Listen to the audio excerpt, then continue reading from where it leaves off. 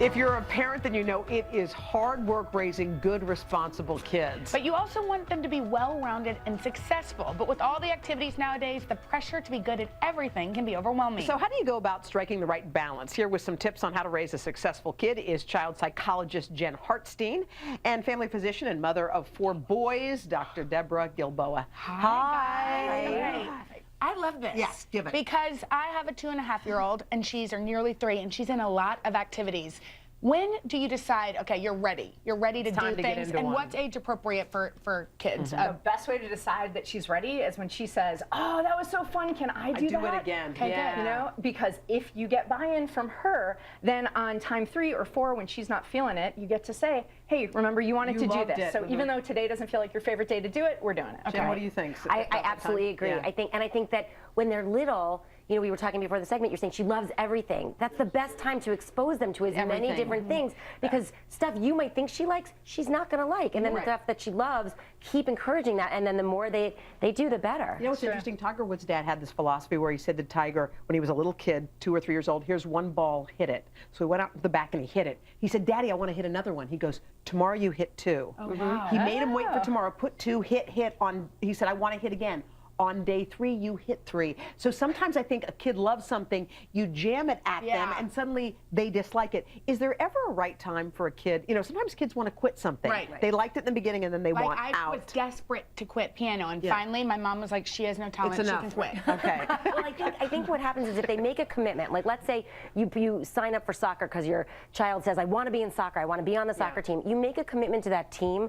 I'm a real believer of they have to finish out their commitment. They don't have to redo it. They don't have to sign up for the next season, but finish what you started. 90% of the time, totally. I think 10% of the time you discover you have a coach who's bullying, or the requirements are so out of league with the values of your family, and no, we're not getting any time together, and you can say, "We got to say timeout and stop." Kids seem to be like overscheduled. I mean, feel they're like running our family's a little overscheduled even. From And point I A to don't love point that. B. Yeah.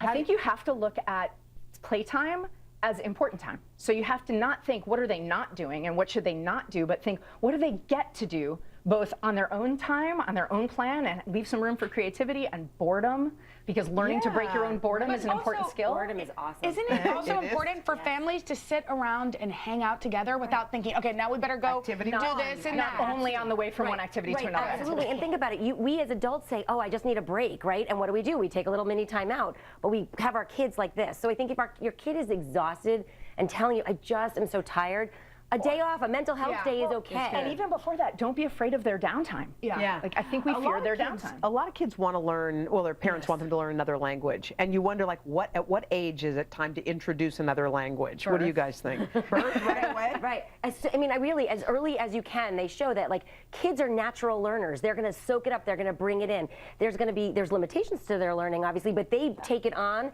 So the earlier you can start it, the better, and it really becomes play. I mean, going to Japanese class when you're 9 months old. I'm thinking about people listening, my friends, and I'm like, oh gosh, at 2, what are good activities? At 3, what are good activities? Can you give us just what age should we start the activities? And all the way through, what are some good activities to enroll them in?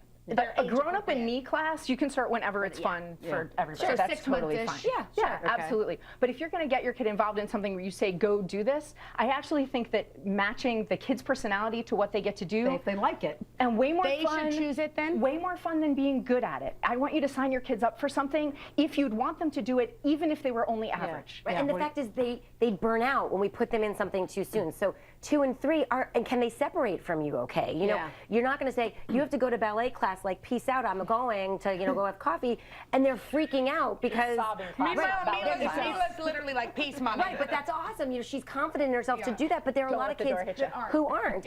And so we don't want to push them so early where we create super anxious kids and they end up in my office at 7 and 8. We want to really encourage them to feel confident in what they're doing, which means they'll want to do it longer. So it's more about fun at a young age. Yes. And what they enjoy, too. You want them to enjoy themselves. Okay, kids. And that there's something good to learn from it. Sure. All right, guys, thanks so much.